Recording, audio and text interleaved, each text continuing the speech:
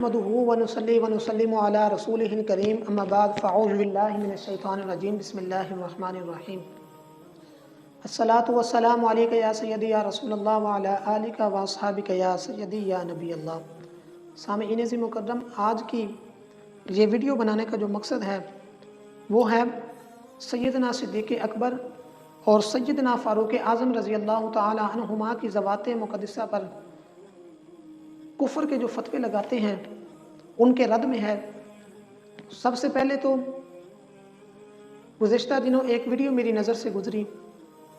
جس میں شیعہ کمیونٹی کا ایک مناظر جو امریکہ میں بیٹھ کر آن لائن لوگوں سے مناظرے کرتا ہے، اس میں اس نے یہ دعویٰ کیا کہ کوئی سنی عالم دین آ کر ان ذوات مقدسہ ان کا اسلام ثابت کرے تو الحمدللہ ہم ان کا اسلام اور ایمان اہل سنت و جماعت کی کتابوں سے ثابت نہیں کریں گے، بلکہ اس نے جو اعتراضات کیے ہیں، جس کو اپنی دلیل بنائی ہے، وہی دلیل شیعہ کتب سے ثابت کر کے ان کے اوپر اعتراض کریں گے۔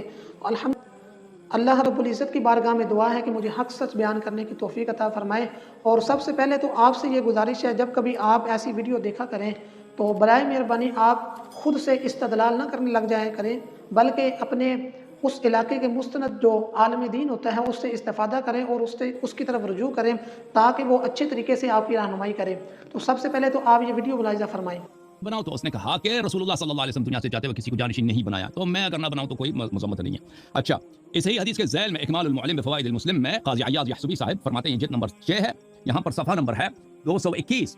فرمایا کہ وفی حجت بینہ ان النبی صلی اللہ علیہ وآلہ وسلم لم ينص على خلافت ابی بکر، یہ اس میں حجت بینہ ہے کہ رسول اللہ صلی اللہ علیہ وسلم نے ابو بکر کی خلافت پہ کوئی نص نہیں چھوڑی، اور کہہ رہے ہیں کہ ابو بکر نے مجھے مرتے وقت خلیفہ بنایا۔ تو یہاں پر میرے محترم ناظرین، ابو بکر کی خلافت اگر اللہ کی جانب سے نہیں ہے تو اس کا مطلب ہے کہ یہ بدعت ہے، اور آیات قرآن میں متعدد جگہوں پر اور احادیث میں اللہ تعالیٰ نے فرمایا ہے بدعتی جو ہے وہ دین سے خارج ہوتا ہے۔ بدعت کا مطلب یہی ہوتا ہے، بدعت کا مطلب یہی ہوتا ہے کہ ایک چیز جو دین میں اللہ اور رسول صلی اللہ علیہ وسلم کا حکم نہیں ہے آپ اس کو بنا دیں۔ ابو بکر نے اپنے آپ کو خلیفہ بولا ہے، ابو بکر نے اپنے آپ کو خلیفہ کہلایا، اور اللہ نے اس کو خلیفہ نہیں بنایا، رسول صلی اللہ علیہ وسلم نے خلیفہ نہیں۔ اس بندے نے اہل سنت کی کتابوں سے حوالے دے کر یہ ایک حدیث جو ہے یہ بیان کی اور کہتا ہے کہ سیدنا فاروق اعظم جب حضرت ابو بکر صدیق فوت ہوئے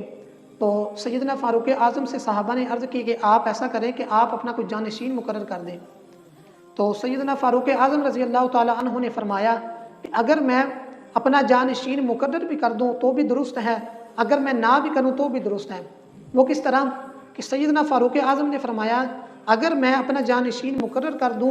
تو یہ درست ہوگا، کیونکہ سیدنا ابو بکر صدیق رضی اللہ تعالی عنہ نے مجھے اپنا جانشین مقرر کیا تھا، خلیفہ مقرر کیا تھا۔ اگر میں اپنا جانشین اپنا خلیفہ مقرر نہ بھی کروں تو بھی ٹھیک ہے، کیونکہ حضور سرور دو عالم صلی اللہ علیہ وآلہ وبارک وسلم نے اپنا کوئی جانشین مقرر نہیں کیا۔ دلیل تو اس نے اتھینٹک دی، لیکن اس سے جو استدلال کرتا ہے وہ فتنے اور شر سے بھرپور ہے، اور کہتا ہے کہ دیکھ لیں یہ ثابت ہو گیا کہ حضور سرور دو عالم صلی اللہ علیہ وآلہ وبارک وسلم نے سیدنا صدیق اکبر رضی اللہ تعالی عنہ کو اپنا خلیفہ نہیں بنایا، اور سیدنا صدیق اکبر کی جو خلافت ہے وہ بدعت ہے۔ کیونکہ حضور سرور دو عالم صلی اللہ علیہ وآلہ وبارک وسلم نے انہیں خلیفہ نہیں بنایا، اور حضور صلی اللہ علیہ وسلم کی حدیث مبارکہ ہے کہ ہر بدعت جو ہوتی ہے وہ گمراہی ہوتی ہے، ہر قسم کی بدعت گمراہی ہوتی ہے۔ اور پھر اس نے یہ بھی بات کی کہ بدعت کی کوئی قسمیں نہیں ہوتی، بلکہ ہر قسم کی جو بدعت ہوتی ہے وہ بدعتی جو ہوتا ہے وہ کافر ہوتا ہے۔ واضح آیات ہیں، احادیث موجود ہیں کہ صاحب بدعت کافر ہوتا ہے، صاحب بدعت جہنمی ہوتا ہے، جو بدعت جیسا بھی وہ جہنمی ہوتا ہے۔ تو الحمدللہ آج میں یہ دلائل سے ثابت کروں گا کہ آپ نے جو اعتراضات کیے ہیں وہ آپ ہی کے اوپر فٹ آئیں گے۔ تو سب سے پہلے تو شیعہ مذہب کی جو مستند ترین کتب ہے اصول کافی حدیث کے متعلق ہے، جس کے مصنف ہے محمد بن یعقوب الکنینی، جو کہ شیعہ مسلک کے سب سے زیادہ معتبر ترین شخصیات علماء میں سے ہیں۔ تو سب سے پہلے ان کی کتاب حدیث کی کتاب کا حوالہ دوں گا، آپ حضرات ملاحظہ فرمائیں۔ کتاب ہے جی اصول کافی فی الحدیث، باب نمبر ہے 19، باب البدع والرائے والمقاییس۔ آپ یہ اسکرین شاٹ میں لگا دوں گا ویڈیو پر، اس کتاب کی اس باب کی حدیث نمبر 2 ہے۔ اب اس بندے نے جو بات کی ہے کہ ہر بدعت جو ہوتی ہے وہ گمراہی ہوتی ہے اور ہر بدعتی جو ہوتا ہے وہ کافر ہوتا ہے، سیدنا صدیق اکبر کی جو خلافت ہے وہ بدعت ہے، لہٰذا ابو بکر صدیق رضی اللہ تعالیٰ عنہ نعوذ باللہ نعوذ باللہ نعوذ باللہ وہ کافر ہیں۔ اب اس کا اعتراض اسی کے اوپر وارد کرتے ہیں۔ باب نمبر 19 ہے جی، باب البدع والرأی والمقاییس، اس کی حدیث نمبر ہے 2۔ الحسین بن محمد عن معلى بن محمد عن محمد بن جمہور الأمیجی یرفعہ قال قال رسول اللہ صلی اللہ علیہ وآلہ وسلم اذا ظہرت البدع فی امتی فلیظہر العالم علمہ فمن لم یفعل فعلیہ لعنۃ اللہ فمن لم یفعل فعلیہ لعنۃ اللہ۔ اس کا ترجمہ ملاحظہ فرمائیں کہ رسول اللہ صلی اللہ علیہ وبارک وسلم نے فرمایا جب میری امت میں بدعت ظاہر ہو جائے تو ایک عالم دین کو چاہیے کہ وہ اپنا علم جو ہے وہ ظاہر کرے، اور جس عالم دین نے علم ہوتے ہوئے ایسا نہ کیا تو اس پر اللہ تعالیٰ کی لعنت ہے۔ اب اس بندے نے کہا کہ سیدنا صدیق اکبر رضی اللہ تعالیٰ عنہ کی جو خلافت ہے وہ بدعت ہے۔ جب رسول اللہ صلی اللہ علیہ وسلم نے فرمایا جب میری امت میں بدعت ظاہر ہو جائے تو ایک عالم دین کو چاہیے کہ وہ اس بدعت کو ختم کرے اور حق کو جو ہے وہ ظاہر کرے، اور جس نے ایسا نہ کیا تو اس پر اللہ تعالیٰ کی لعنت ہے۔ معاذ اللہ، میں یہ کہنا تو نہیں چاہتا، لیکن آپ نے جب آپ ابو بکر صدیق اور سیدنا فاروق اعظم کے ایمان اور اسلام پر بات کریں گے تو ہمارا بھی حق بنتا ہے کہ ہم بھی آگے سے جواب دیں۔ آپ نے کہا کہ حضرت ابو بکر صدیق کی جو خلافت ہے وہ بدعت ہے۔ اگر حضور سیدنا صدیق اکبر کی جو خلافت ہے وہ بدعت تھی تو سب سے پہلا جو حق بنتا تھا وہ مولا علی کا، آپ ان کا حق سمجھتے ہیں نا خلافت ہونا، تو سب سے پہلا جو حق بنتا تھا مولا علی شیر خدا رضی اللہ تعالیٰ عنہ کا کہ وہ اس بدعت کے خلاف کھڑے ہوتے، اس کو ختم کرتے، اس کے خلاف کلمہ حق بلند کرتے۔ اور حضور سیدنا علی رضی اللہ تعالیٰ عنہ نے تو خود سیدنا صدیق اکبر، سیدنا فاروق اعظم اور سیدنا عثمان غنی رضی اللہ تعالیٰ عنہ کے ہاتھ پر بیعت کی ہے۔ گویا کہ آپ کے کہنے کے مطابق ابو بکر صدیق اور دیگر جو خلفاء ہیں ان کی جو خلافت ہے وہ بدعت ہے، تو مولا علی نے ان کی جو ہے ان کی بیعت کیوں کی؟ تو جب ایک بدعتی کی انہوں نے بیعت کر لیا تو آپ کی کتاب کے مطابق، آپ کی حدیث کے مطابق جو الفاظ ہیں فمن لم یفعل فعلیہ لعنۃ اللہ۔ اب میں اس کا ترجمہ کرنا تو نہیں چاہتا، یہ عوام پر میں چھوڑ دیتا ہوں کہ اس کا ترجمہ کریں، اور آپ نے اس چیز کا جواب دینا ہے۔ اور اس کے علاوہ حدیث ہے، حدیث نمبر 3 اسی باب کی، وَبِهَذَا الْأَسْنَادِ عَنْ مُحَمَّدِ بْنِ جَمْهُورٍ رَفَعَهُ قَالَ مَنْ أَتَى ذَا بِدْعَةٍ فَعَظَّمَهُ فَإِنَّمَا يَسْعَى فِي هَدْمِ الْإِسْلَامِ۔ جس شخص نے، رسول اللہ صلی اللہ علیہ وسلم نے فرمایا جس شخص نے ایک بدعتی کی تعظیم کی تو اس نے اسلام کو نعوذ باللہ ختم کرنے کی، اسلام کو گرانے کی، اسلام کی جو عمارت ہے اس کو گرانے کی کوشش کی۔ حضرت سیدنا علی المرتضیٰ رضی اللہ تعالیٰ عنہ سے آپ کی کتابوں سے حوالے دکھا سکتا ہوں کہ کتنی ان تینوں خلفاء کی جو تعظیم کرتے تھے، اور اس کے علاوہ یہ تو مشیر رہے ہیں، ان کے مشورے دیتے تھے سیدنا فاروق اعظم، سیدنا عثمان غنی اور سیدنا ابو بکر صدیق کو۔ تو گویا کہ آپ کی اس کتاب کے مطابق، آپ کی اس حدیث سے مطابق حضرت علی رضی اللہ تعالیٰ عنہ نے ان کے ہاتھ پر بیعت کی، ان کی تعظیم کی، ان کے ساتھ مشورے کیے حکومتی معاملات میں، تو وہ اسلام کو گرانے والے ہوئے۔ اس چیز کا بھی آپ نے جواب دینا ہے۔ اور اس کے علاوہ آپ زیادہ سے زیادہ کیا جواب دیں گے؟ آپ یہی کہیں گے کہ سیدنا علی المرتضیٰ رضی اللہ تعالیٰ عنہ نے تقیہ کرتے ہوئے، اپنی جان کی فکر کرتے ہوئے ایسا کیا، خلافت کو قبول نہیں کیا اور اپنے حق کو لوگوں کے سامنے پیش نہیں کیا۔ تو سب سے پہلے تو ایک حدیث ملاحظہ فرمائیں، اسی باب کی ایک اور حدیث ہے، محمد بن ابی عبداللہ رفعہ عن یونس بن عبد الرحمن قال قلت لأبی الحسن الاول علیہ السلام بما اوحد اللہ فقال یا یونس لا تکونن مبتدعا من نظر برأیت ہلک ومن ترک اہل بیت نبیہ صلی اللہ علیہ وآلہ وسلم دل ومن ترک کتاب اللہ وقول نبیہ کفر۔ تو ترجمہ سماعت فرما لیں۔ یونس بن عبد الرحمن سے مروی ہے کہ میں نے امام موسیٰ کاظم سے پوچھا کہ کون سا امر ہے جس میں خدا تعالیٰ کی وحدانیت کی شناخت پائی جاتی ہے؟ فرمایا اے یونس، احکام دین میں اپنی رائے سے عمل نہ کر، جس نے کیا وہ ہلاک ہو گیا، اور جس نے اہل بیت کو چھوڑا وہ بھی ہلاک ہو گیا، اور جس نے کتاب خدا اور قول نبی کو ترک کیا وہ بھی کافر ہو گیا۔ اب یہ آپ کی حدیث ہے، حدیث نمبر 10 ہے اسی باب کی، اور اس کا جو مترجم ہے جس نے آپ کے ایک عالم دین ہے سید ظفر حسن علم روحوی، اس نے اپنی کتاب الشافی جو کہ اصول کافی کی شرح ہے، ترجمہ ہے، اس میں اس لفظ کا ترجمہ کیا ہے یا یونس لا تکونن مبتدئا۔ اب یہ مبتدئا کا جو لفظ ہے اس کا اس نے ترجمہ کیا ہے احکام دین، یعنی یونس نے فرمایا کہ احکام دین میں اپنی رائے سے عمل نہ کر۔ معلوم کیا ہوا؟ بدعت کی جو تعریف آپ کی کتب سے ثابت ہے وہ یہ ہے کہ احکام دین میں اپنی رائے گھسیڑنا۔ تو آپ مجھے پہلے یہ کنفرم کر لیں کہ اس دین سے، احکام دین سے مراد کیا ہے؟ کیا حضور سرور دو عالم صلی اللہ علیہ وآلہ وبارک وسلم کا دین ہے، یا صحابہ کرام کا دین ہے، یا اہل بیت اطہار کا جو اقوال ہے وہ دین ہے؟ ظاہری بات ہے کہ اس سے مراد وہ فرامین، وہ ارشادات ہیں جو حضور سرور دو عالم صلی اللہ علیہ وبارک وسلم لے کر آئے، جو اللہ تعالیٰ نے حضور سرور دو عالم صلی اللہ علیہ وبارک وسلم پر بذریعہ وحی نازل فرمائے۔ اور حضور سرور دو عالم صلی اللہ علیہ وسلم پر ایک آیت اتری، جب تمام جو فرامین تھے وہ مکمل ہو گئے، دین مکمل ہو گیا، اللہ تعالیٰ نے فرمایا الیوم اکملت لکم دینکم واتممت علیکم نعمتی ورضیت لکم الاسلام دینا۔ اللہ رب العزت نے فرمایا کہ تم پر آج میرا دین جو ہے وہ مکمل ہو گیا، یعنی تمام جو دین، اس دین اسلام کے جو احکامات تھے وہ نازل ہو گئے۔ اب آپ نے یہ ثابت کرنا ہے کہ اس دین سے مراد حضور سرور دو عالم صلی اللہ علیہ وسلم کا دین ہے، اور اہل سنت کی کتابوں میں سے چاہے کوئی ضعیف بھی روایت ہو وہ پیش کریں کہ حضور سرور دو عالم صلی اللہ علیہ وسلم نے یہ تقیہ ہے جو آپ نے قیاس رائے کی ہے، یہ تقیہ والی کہ اپنی جان بچانے کے لیے یہ ایسا ایسا کر سکتے ہیں، اس کو آپ نے ثابت کرنا ہے حضور سرور دو عالم صلی اللہ علیہ وبارک وسلم کے ارشادات کی روشنی میں، کہ حضور سرور دو عالم صلی اللہ علیہ وسلم نے فرمایا ہے کہ یہ تقیہ کرنا یہ درست ہے۔ اور سب سے بڑھ کر آپ نے جو پہلے بات کی حضرت سیدنا فاروق اعظم اور حضرت ابوبکر صدیق پر کہ ہر بدعتی جو ہوتا ہے وہ کافر ہوتا ہے، آپ نے یہ تقیہ ثابت کرنا ہے۔ اگر آپ ثابت نہ کر پائے تو پھر آپ نے یہ ماننا ہے کہ یہ بدعت ہے، اور آپ کے بقول ہر بدعتی جو ہوتا ہے وہ کافر ہوتا ہے، تو لہذا نعوذ باللہ مولا علی شیر خدا جن کے بارے میں آپ کہتے ہیں کہ انہوں نے تقیہ کیا، اور اہل بیت اطہار کے بارے میں آپ کہتے ہیں کہ انہوں نے تقیہ کیا، تو اس حدیث کے تحت جو حدیث آئی اس میں ترجمہ کیا کہ جس نے احکام دین میں اپنی رائے سے عمل کیا وہ ہلاک ہو گیا، تو نعوذ باللہ کیا سیدنا علی المرتضیٰ وہ بھی کافر ہو گئے؟ نعوذ باللہ۔ آپ نے اس کا جواب دینا ہے۔ اور اس کے علاوہ یہ جو ماتم کرنا ہے یہ آپ نے کہاں سے ثابت کر دیا؟ کوئی ایک حدیث،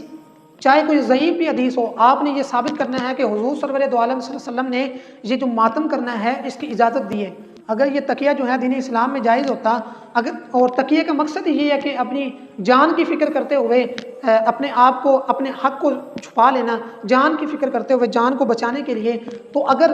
یہ تقیہ ہی ہے، اس کا مقصد یہی ہے کہ اپنی جان کو بچایا جائے، مولا علی شیر خدا نے تینوں خلفاء کی جو خلافت ہے ان کو قبول کیا اس ڈر سے کہ وہ کہیں انہیں قتل نہ کر دیں، نعوذ باللہ، تو مولا حسین رضی اللہ تعالیٰ عنہ نے کربلا میں یزید کی مخالفت کیوں کی، یزید کی بیعت کیوں نہیں کی؟ حالانکہ وہاں پر تو سب سے زیادہ خطرہ تھا کہ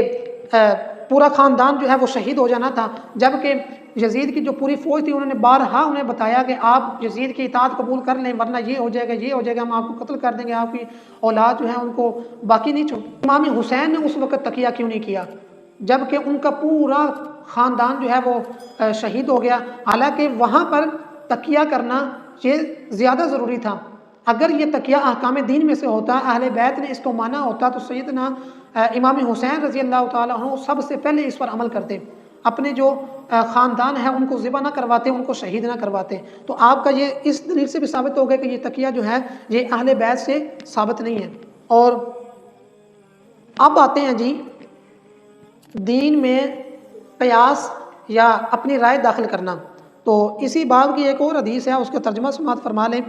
راوی کہتا ہے میں نے امام ابو جعفر صادق سے کہا کہ ہم پر کبھی ایسے مسائل پیش کیے جاتے ہیں جن کا جواب ہم کو نہ قرآن سے ملتا ہے نہ ہی حدیث سے ملتا ہے، تو ہم خود ہی جواب عرض کر دیتے ہیں، یعنی اپنی رائے سے جواب دے دیتے ہیں۔ فرمایا خبردار ایسا نہ کرنا، اگر تمہارا قیاس درست ہوا، اگر تمہارا قیاس درست ہوا، ایسے الفاظ نہ ہو تو میں ذمہ دار ہوں، اگر تمہارا قیاس درست بھی ہوا تو اس کا اجر نہیں ملے گا، اگر درست نہ ہوا تو تم نے اللہ تعالیٰ پر جھوٹا بہتان باندھا۔ اب آپ نے اس چیز کا جواب دینا ہے کہ اگر مان بھی لیں آپ کا یہ تقیہ جو ہے یہ درست ہے، یہ قیاس کرنا جو ہے یہ درست ہے کہ سیدنا اہل بیت اطہار اور سیدنا علی المرتضیٰ رضی اللہ تعالیٰ عنہ نے تقیہ کیا تھا اپنی جان بچانے کے لیے، اگر مان بھی لیں کہ یہ درست ہے تو آپ کے جو امام ہیں وہ کہہ رہے ہیں کہ اگر قیاس درست بھی ہو تو اس پر اجر نہیں ملتا۔ کیا آپ مان سکتے ہیں کہ آپ کے جو امام ہیں وہ آپ تو مانتے ہیں کہ وہ معصوم ہیں، ان سے خطا سرزد ہو ہی نہیں سکتی، خطائے معصیت تو دور خطائے اتحادی بھی نہیں کر سکتے، کیا آپ مانیں گے کہ وہ ایسا کام یا ایسا قیاس کریں گے جس پر انہیں اجر نہ ہو، ایسا کام کریں گے جس پر انہیں اجر نہ ملنا ہو؟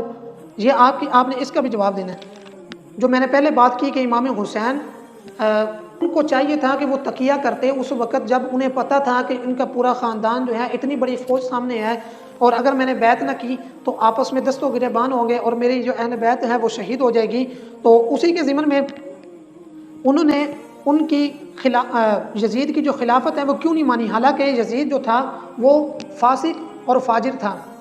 تقیہ کرنا، اگر وہ تقیہ کرتے تو وہ صرف فاسق اور فاجر کی بیعت کرتے، جبکہ مولا علی شیر خدا نے بقول آپ کے کہ انہوں نے جن خلیفہ کی جو بیعت کی ہے وہ کافر تھے۔ جب باپ جو ہے وہ کافر خلیفہ کی نعوذ باللہ کافر خلیفہ کی بیعت کر سکتا ہے، تو امام حسین رضی اللہ تعالیٰ عنہ نے فاسق اور فاجر کی بیعت کیوں نہیں کی؟ جبکہ بدرجہ اولیٰ یہاں پر بیعت کرنی چاہیے تھی، تقیہ کرنا چاہیے تھا۔ اور ایک اور بات، اگر تقیہ کا مقصد جان کی حفاظت کرنا ہوتا، خون خرابے سے بچنا ہوتا، تو حضرت علی رضی اللہ تعالیٰ عنہ نے تینوں خلیفہ کے بعد جب حضرت علی رضی اللہ تعالیٰ عنہ خلیفہ بنے تو آپ کو تو بدرجہ اولیٰ علم تھا کہ مسلمانوں میں جو بغاوت ہے وہ پھیل گئی ہے اور مسلمانوں کے دو گروہ بن گئے ہیں، تو تب تو حضرت علی کو بدرجہ اولیٰ یقین تھا کہ اگر میں نے یہاں پر بیعت لی، اگر میں نے جو باغی گروہ ہیں ان کی بات نہ مانی تو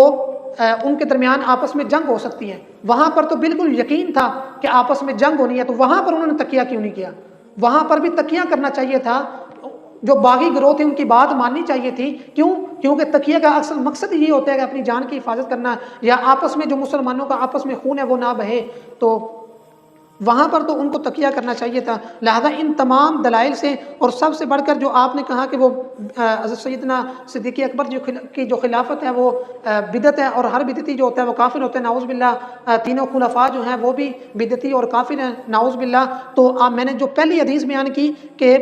رسول اللہ صلی اللہ علیہ وسلم نے فرمایا آپ کی کتاب سے جب میری امت میں بدعت ظاہر ہو جائے تو عالم کو چاہیے کہ وہ اسے دور کرے، اگر یعنی اپنا علم ظاہر کرے، اگر علم کو ظاہر نہیں کرتا تو اس پر اللہ تعالیٰ کی لعنت ہو۔ حضرت سیدنا صدیق اکبر کی جو خلافت ہے مولا علی نے تسلیم کی، اگر آپ تقیہ بھی مانیں تو وہ تقیہ آپ کا درست نہیں ہے، کیونکہ وہ بھی بدعت ہے، اور اس بدعت کے تحت بھی آپ پر اعتراض وارد ہوتا ہے، اور اس حدیث کے تحت مولا علی شیر خدا اور دیگر جو ان کے اہل بیت اطہار ہیں ان پر یہ اعتراض جو ہے وارد ہوتا ہے۔ اور اس کے علاوہ میں نے دوسری جو دلیل پیش کی تھی، رسول اللہ صلی اللہ علیہ وسلم نے فرمایا جو کوئی کسی بدعتی کے پاس آیا، اس نے اس کی بزرگی کا اقرار کیا تو اس نے اسلام کو تباہ کرنے کی کوشش کی۔ اب نعوذ باللہ آپ کی جو حدیث ہے اس سے تو ثابت ہو رہا ہے کہ سیدنا علی المرتضیٰ رضی اللہ تعالیٰ عنہ نے حضرت ابوبکر صدیق رضی اللہ تعالیٰ عنہ اور حضرت فاروق اعظم رضی اللہ تعالیٰ عنہ اور حضرت عثمان غنی رضی اللہ تعالیٰ عنہ کی بیعت کی، اور ان کی خلافت میں مشورے بھی دیتے رہے۔ تو نعوذ باللہ انہوں نے تو ان کی تعظیم کی ہے، ان کے ہاتھ پر بیعت کی، انہیں اپنا خلیفہ مانا ہے، تو نعوذ باللہ کیا ہم یہ سمجھیں اس حدیث کے تحت انہوں نے اسلام کو گرانے کی، اسلامی نظام کو گرانے کی، اسلامی احکامات کو گرانے کی کوشش کی؟ آپ نے اس کا بھی جواب دینا ہے۔ اور آخر میں اللہ رب العزت سے دعا ہے کہ اللہ تعالی ہمیں ان فتنوں سے بچنے کی توفیق عطا فرمائے۔ اور آخر میں میری عوام اہل سنت سے یہ درخواست ہے کہ جب کوئی بندہ آپ کی کتابوں سے حوالے نکال کر اس کا غلط استعمال کر کے، غلط استدلال کر کے آپ کی جو مقدس ہستی ہیں ان پر اعتراض کرے، تو آپ نے سب سے پہلے پریشان نہیں ہونا، آپ نے اپنے اس علاقے کے مستند عالم دین سے مشورہ کرنا ہے، اور الحمدللہ مجھے یقین ہے کہ وہ علماء جو ہیں آپ کے جو شکوک و شبہات دل میں پیدا ہو رہے ہوتے ہیں اس کو دور کریں گے اور دلائل کے ساتھ دور کریں گے۔ اور آخر میں اللہ رب العزت کی بارگاہ میں دعا ہے کہ اللہ رب العزت ہمیں حق سچ بیان کرنے کی آگے اور اپنے دین پر عمل کرنے کی توفیق عطا فرمائے، اور سب سے بڑھ کر حضور سرور دو عالم صلی اللہ علیہ وبارک وسلم کی بارگاہ کا بھی ادب نصیب فرمائے، حضور کے صحابہ کا بھی ادب نصیب فرمائے، اور حضور کے اہل بیت اطہار کا بھی ادب نصیب فرمائے۔ وآخر دعوانا ان الحمد للہ رب العالمین۔